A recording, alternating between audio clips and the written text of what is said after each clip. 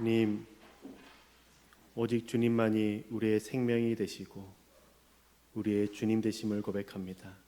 주님을 믿는 자, 주를 따르는 자, 주를 찬양하는 자가 되게 하여 주시고 주와 함께 길을 걷는 저희들 되게 하여 주옵소서. 어떤 어려움 속에서도 하나님을 붙잡는 저희들 되게 인도하실 줄 믿사오며 우리 삶 가운데 역사하신 우리 주 예수 그리스도 이름으로 기도드립니다. 아멘. 예배를 드리시는 구름산교회 성도님들의 삶에, 가정에, 직장에 그리스도의 은혜가 가득하시기를 주님의 이름으로 축복합니다. 우리는 하나님의 도우심을 구하며 살아갑니다. 하나님께서 우리의 걸음을 이끌어 주시고 주님이 원하시는 방향으로 인도해 주시기를 기대하죠. 기도를 드리고 말씀을 붙잡고 하나님의 마음을 따라 살아가기를 소망합니다. 하나님께서 분명히 확신을 주시고 하나님께서 허락하셨다라고 여겨지는 상황들을 우리가 때로는 만나게 됩니다. 사업을 할 때나 아니면 이직을 할 때 혹은 결혼을 할 때 하나님의 도우심과 인도하심이 느껴질 때가 있죠.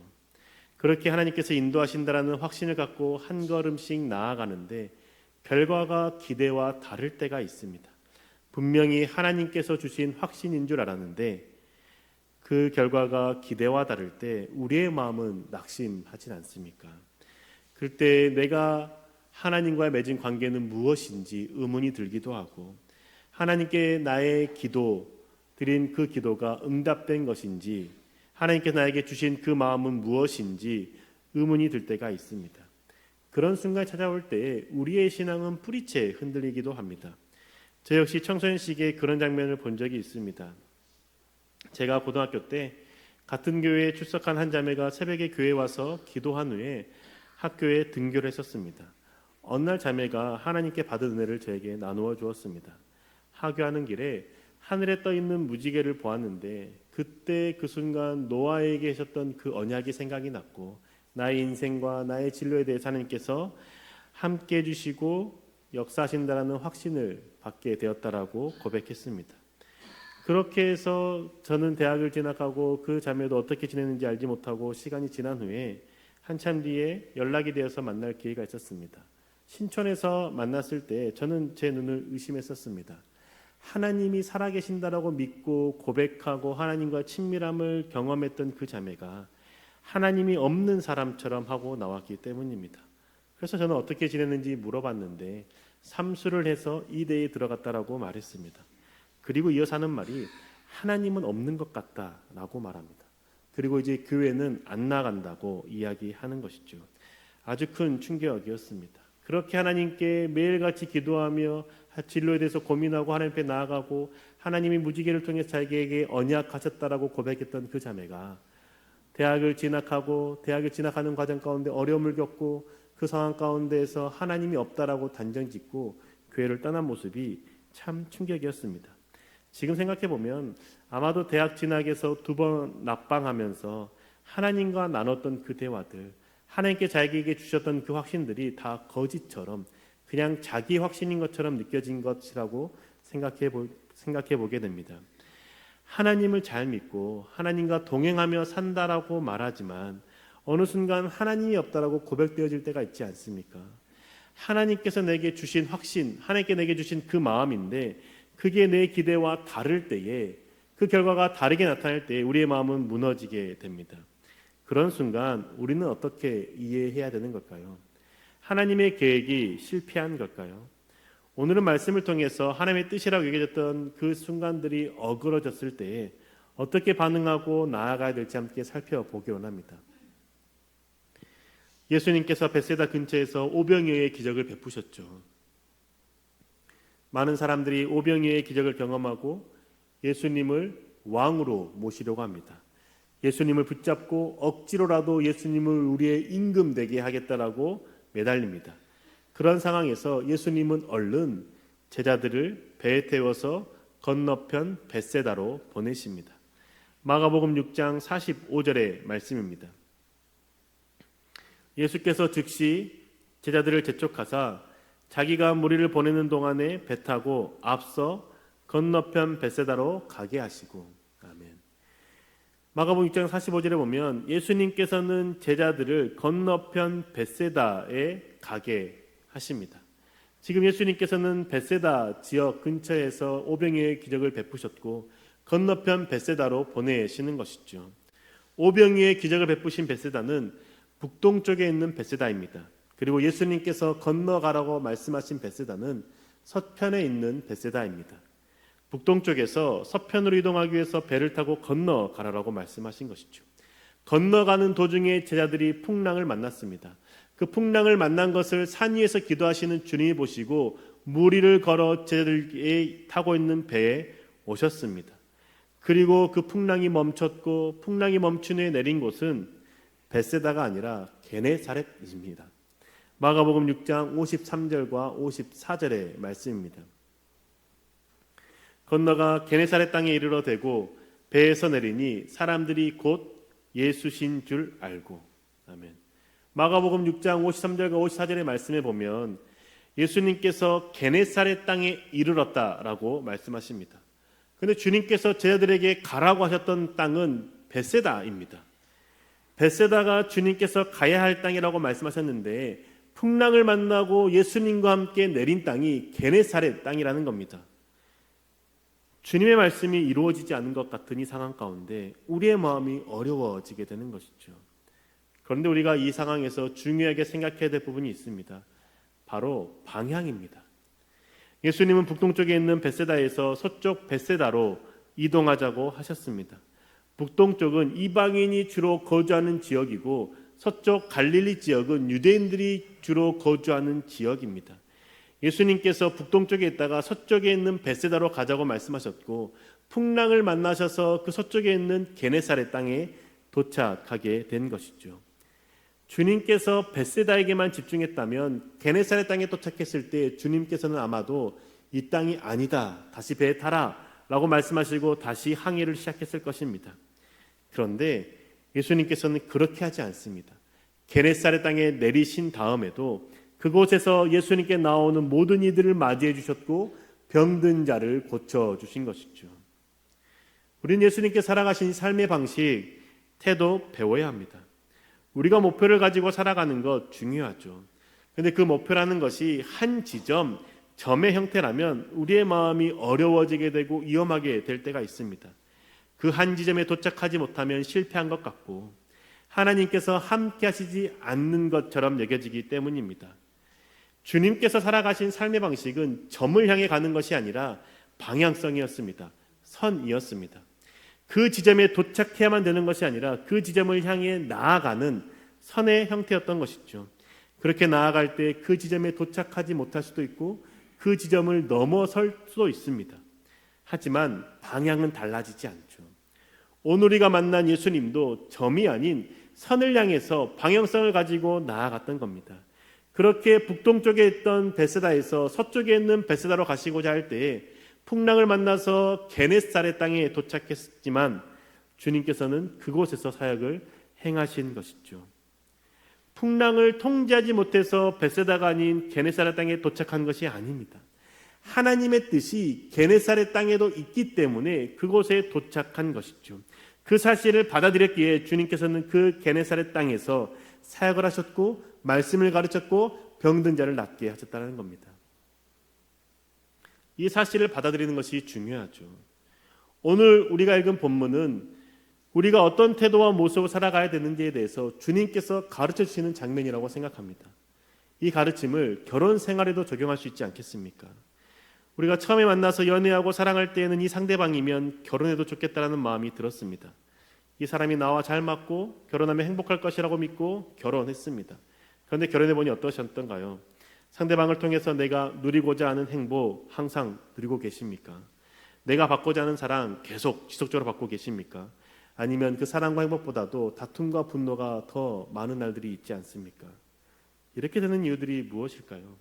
소망하는 결혼 생활을 한 지점, 한 점에 목표를 두기 때문입니다. 내가 원하는 결혼 생활의 모습에 도착하기 위해서 나도 움직이고 상대방도 움직이고 가족 모두가 움직여야 되는 상황이 되는 것이죠. 한 지점, 점에 도착하기 위해서는 반드시 두 사람 모두가 그곳을 향해서 움직여야 하기 때문입니다. 그런데 내가 원하는 그 지점, 그 지점을 향해서 상대방이 움직이지 않을 때가 있죠. 자녀들이 움직이지 않을 때가 있습니다. 부모가 그대로 계실 때가 있습니다. 그럴 때 우리는 그 가정 내에서 힘들어지는 것이죠.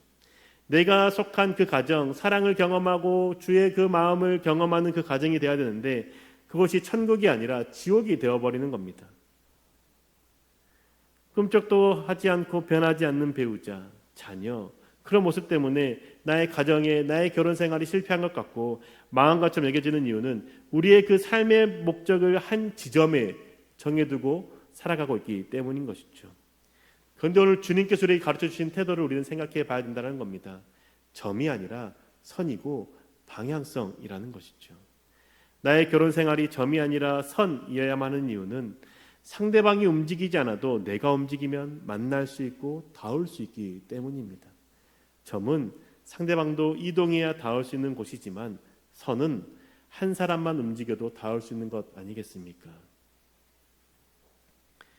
결혼 생활은 내가 정해놓은 지점에 도달해야만 행복하고 복된 가정이 되는 것 아니라는 겁니다. 나의 행복을 위해서 결혼한 것이 아니기 때문인 것이죠. 결혼은 하나님이 말씀하신 에덴 동산을 이루기 위한 것입니다. 결혼은 나 혼자만의 행복을 위한 것이 아니라 가족의 행복을 위한 것이지 않습니까? 가족이 천국을 누리는 것이지 않겠습니까? 배우자가 나로 인해서 에덴 동산을 경험하고 하나님을 만나야 되는 곳이 가정이지 않겠습니까? 자녀들이 나를 인해서 하나님을 찾고 하나님의 나라가 어떤 것인지 맛보아하는 곳이 가족이어야 되지 않겠습니까? 나의 행복과 만족을 위한 가정이 아니라 함께 천국을 경험하는 가족이 되는 방향을 향해서 나아가야 되는 것이죠. 상대방이 있는 곳을 향해 걸어가면 되는 겁니다. 상대방이 내가 오는 곳으로 오지 않아도 그 오기를 기다리는 것이 아니라 내가 움직이면 되는 것이죠. 상대방이 원하는 가족의 모습이 무엇인지 듣고 그 방향성을 향해 함께 나아가면 된다라는 겁니다. 자녀가 바라는 가족의 모습, 배우자가 소망하는 가정의 모습을 듣고 나눔으로 그 방향성을 향해 이동하면 되는 것이죠. 그러면 그 방향성 안에서 우리의 가정 안에서 하나님을 발견하게 되고 그 하나님의 나라를 에덴 동산을 경험할 수 있게 되는 것이죠. 가족이라는 것은 내 중심이 아니라 가족 구성원이 중심이 되어야 되는 것 아니겠습니까? 하나님이 그 가운데 계셔야 되는 것 아니겠습니까? 내가 조금 피곤하고 힘들어도 배우자, 자녀, 부모가 바라는 가족의 모습을 위해서 수고하면 된다라는 겁니다. 이게 주님을 닮아가는 자의 모습이지 않겠습니까? 주님께서 그렇게 행하셨다라는 겁니다. 예수님께서는 요한이 죽었다라는 소식을 듣고 혼자 홀로 계시고 싶어 하셨죠. 그런데 그때 많은 무리들이 예수님께 나와서 예수님은 홀로 계시지 못하고 그들을 다 맞이해 주셨습니다. 그리고 그들에게 자신의 시간과 마음을 쏟으셨습니다. 온몸으로 섬기셨죠. 가르치셨고 병든 자를 회복시켜 주셨습니다. 그렇게 시간이 흐르자 그들이 배고파하는 것을 보시고 그들에게 오병이어로 기적을 행하셨습니다. 그런데 그들이 기적을 경험하고 나니 예수님을 왕으로 모셔야겠다라고 말하며 예수님을 억지로 임금으로 세우려고 합니다. 그런데 예수님은 이 땅에 임금이 되기 위해서 오신 분이 아니십니다. 그렇기에 무리들이 아무리 원한다고 해도 하나님의 뜻에 어긋난 것이기 때문에 그들의 요구에 응하지 않고 그들을 흩으셨죠. 그리고 제자들을 벳세다로 보내셨습니다. 예수님은 산에 홀로 가셔서 기도하셨죠. 주님과 대화함으로 쉼과 안식을 누린 겁니다. 그러다가 제자들이 벳세다로 가다가 풍랑을 만났고 갈 길 잃어 헤맬 때에 예수님은 그곳으로 찾아가셨죠. 그리고 도착한 곳이 게네사렛입니다. 그곳 도착했을 때 주님께서는 그곳에 배를 돌리지 않았습니다. 우리가 원하는 것은 이곳이 아니니 다시 배를 띄워라 라고 말씀하지 않았습니다. 그리고 그곳에서 기적을 행하십니다. 방금 전에 건너편 벳세다에서 기적을 행했을 때 사람들은 예수님을 임금으로 모시려고 했습니다. 왕으로 모시려고 했습니다. 하나님의 뜻에 거슬리는 것을 요구했었습니다. 그런데 지금 또다시 기적을 행하시면 그와 동일한 일들이 그곳에서도 있을 거라는 것을 주님은 아셨습니다. 그런데 그럼에도 불구하고 그들을 향해서 나아가고 만나시고 고쳐주신다는 것이죠. 왜 그렇게까지 하시는 걸까요? 하나님 나라를 경험하게 되는 지점이 점이 아니라 선이라는 것을 명확하게 아셨기 때문입니다. 하나님 나라를 경험하기 위한 곳이 점이라면 예수님과 무리들이 한 점 그곳에 도달해야만 했습니다. 이제 너희들이 나를 왕으로 모시지 않고 너희들이 나에게 찾아와 메시아라는 것을 알 때까지 기다리셔야 되지 않겠습니까? 그런데 주님은 그렇게 행하지 않습니다. 한 점이 아니라 주님께서는 일지선상 위에 있는 선 위에 다양한 점들을 통해서 하나님을 만날 수 있다는 것을 아셨던 것이죠. 그래서 몸소 실천하고자 주님께서는 게네사렛 땅에서도 그들에게 가르치셨고 복음을 전하셨고 병든 자를 고쳐주셨다는 겁니다.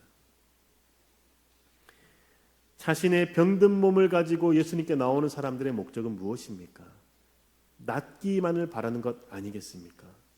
병든 몸을 고쳐달라는 것 아니겠습니까? 하나님 나라에 대한 관심은 없습니다. 단지 내 아픈 몸 회복되기를 바라는 마음으로 나아가는 것이죠. 지금 당장 먹고 살기 위해서 내 몸이 나아야 된다는 겁니다. 그래서 주님께 나아가는 그들입니다.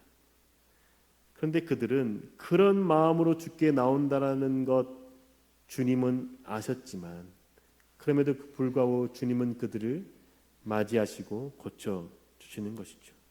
그뿐만 아니라 자신에게 나오지 못하는 자들도 있을 수 있으니 예수님께서 그들의 삶의 자리로 찾아가 주십니다. 시골, 마을, 농촌할 것 없이 찾아가 주십니다. 그리고 거기에서 사람들을 만나시고 그 사람들이 예수님의 옷자락을 만지기를 소망할 때 그 옷자락을 만지도록 하시는 것이죠. 그 옷자락을 만지는 자들은 다 나음을 입게 됩니다. 마가복음 6장 56절의 말씀 공동번역 성경으로 읽어드리겠습니다. 마을이나 도시나 농촌이나 어디든지 예수께서 가시기만 하면 사람들은 병자들을 장터에 데려다 놓고 그 옷자락만이라도 만지게 달라고 간청하였다. 그리고 손을 댄 사람은 모두 나았다. 아멘. 마을이나 도시나 농촌이나 어디든지 예수님께서 가셨습니다. 가시고 장터에 머무셨습니다. 예수님께서 가르치시고 만나신 장소가 장터라는 것입니다. 시장입니다. 사람들이 모이는 곳이지 않습니까? 예수님께서 공생의 사역 전반부에는 회당에서 말씀을 가르치셨습니다. 회당에서 병든 자를 고쳐주셨습니다. 마가복음 1장에서는 귀신 들린 사람을, 3장에서는 손 마른 사람을 회당에서 고쳐주셨습니다. 그런데 마가복음 6장 2절에서 회당에서 말씀을 가르치신 장면 끝으로 그 이후에는 마가복음의 회당에서 가르치시고 병든 자를 고쳤다는 내용이 기록되어 있지 않습니다. 더 이상 회당에서 가르치지 않습니다. 6장 7절에서 예수님께서 제자들을 둘씩 짝지어 전도행을 보내신 다음에 예수님은 무리들을 들판에서 만나서 고쳐주시고 오병이의 기적을 행하시는 것이죠. 그리고 지금은 장터에서 만나주시고 병든 자를 고쳐주시는 겁니다. 예수님께서 하나님 나라를 전하시는 장소와 방법이 변하는 것이죠. 이전까지는 하나님을 알고 싶어하는 자들, 하나님을 예배하기를 소망하는 자들, 그들이 모인 회당에서 가르치시고 병든 자를 낫게 하셨습니다. 회당은 유대인 남성만 들어갈 수 있는 곳입니다. 회당은 말씀을 가르치시고 배우며 예배를 드리는 장소입니다. 하나님께 나아오는 자들에게만 하나님께 예수님께서 가셔서 그들을 가르치시고 병든 자를 낫게 하셨다라고도 이해할 수 있는 것이죠. 그런데 이제는 그 대상이 확장되었습니다. 들판, 장터에서 예수님은 만나주시고 회복시켜 주십니다. 삶의 방향이 한 점에 도착하는 것이라면 회당에서만 주님께서는 말씀을 가르치셨을 것입니다. 하나님께 나오는 자들, 하나님의 백성이라고 하는 그 유대인들, 그들에게 말씀을 가르치시고 그들에게 병든 자를 고치시고 그들에게 하나님 나라를 보여주셨을 것입니다. 그런데 주님은 그 삶의 방식은 점이 아니라 선이라는 것을 보여주시는 것이죠. 백성들이 있는 곳을 향해 나아가는 겁니다. 그들이 예수님을 이용하려고 해도, 그들이 예수님을 통해서 자신의 배를 채우려고 해도 예수님은 그들을 향해서 나아가는 겁니다. 회당이 아닌 장터에 나아가서 말씀을 가르치고 병든 자를 고치시는 것이죠. 장터는 유대인 남성뿐만 아니라 남녀노소 누구나 올 수 있는 장소입니다. 병든 자도 올 수 있고 이방인들도 자유롭게 올 수 있는 장소입니다. 그런 곳에서 주님께서는 이제 말씀을 가르치시고 다가오는 병든 자들을 고쳐주시는 것이죠. 마을뿐만 아니라 시골, 농촌에까지 찾아가시는 겁니다. 하나님의 나라를 알리고 사랑을 가르치고자 다가가시는 것이죠. 그렇게 다가감에도 불구하고 그 예수님께 나오는 무리들의 태도는 변하지 않는 것 우리가 너무나 잘 알지 않습니까? 예수님을 여전히 왕으로 모시려고 하고 예수님이 왕이 되면 자신들이 편안해지고 먹고 사는 문제가 걱정 없을 거라고 여기기에 예수님께 나아가는 것이죠. 예수님은 변하지 않는 모습으로 다가가는 그들의 모습을 아시면서도 그들에게 사랑으로 다가가시고 병든 자를 고쳐주신다는 것이죠. 우리는 이 사실을 생각해야 된다는 겁니다. 우리가 삶을 살아갈 때 상대방이 변하지 않는 모습에 마음이 힘들고 낙심될 때가 있습니다. 하나님께서 허락하신 배우자이고 하나님께서 허락하신 가정이지만 그 가정 내에서 전혀 상대방들이 변하지 않는 모습 때문에 힘들어질 때가 있습니다. 하지만 가정은 한 지점에 너와 내가 모이는 것이 아닙니다. 가정은 상대방을 향해, 가족 구성을 향해 내가 나아가는 곳입니다. 이렇게 할 때 상대방이 나를 통해 하나님의 사랑을 발견할 수 있기 때문인 것이죠. 나를 통해 에덴 동산에서 주님과 함께하는 기쁨이 무엇인지 발견할 수 있기 때문입니다. 이러한 길을 걷는 것 어렵죠. 쉽지 않습니다. 그런데 그때 주님께서 베세다로 가라고 했지만 중간에 풍랑을 만나 게네사렛 땅에 도착했던 것을 생각해야 됩니다. 내가 생각하는 그 결혼의 생각, 그 가정의 생활의 모습, 이게 있어서 돛을 올렸지만 여러 풍랑을 만나서 원하지 않는 지점에 도착할 수 있습니다. 그런데 그곳이 내가 원하지 않는 지점이라고 해서 실패한 것이 아니라는 것이죠. 잘못된 지점도 아니라는 겁니다. 그곳에서 역사하신 하나님을 기억하고 생각하고 그 지점에서 또다시 일어서서 사랑하며 섬기며 된다라는 것이죠. 예수님께서도 게네사렛 땅에 도착했을 때 주님께서 말씀하신 땅이 아니기 때문에 돌아선 것이 아니라 거기에 또 하나님의 역사하심과 하나님의 뜻이 있음을 알기에 그곳에서 장터로 나아가서 백성들을 만나고 가르치고 사랑을 전하지 않았습니까?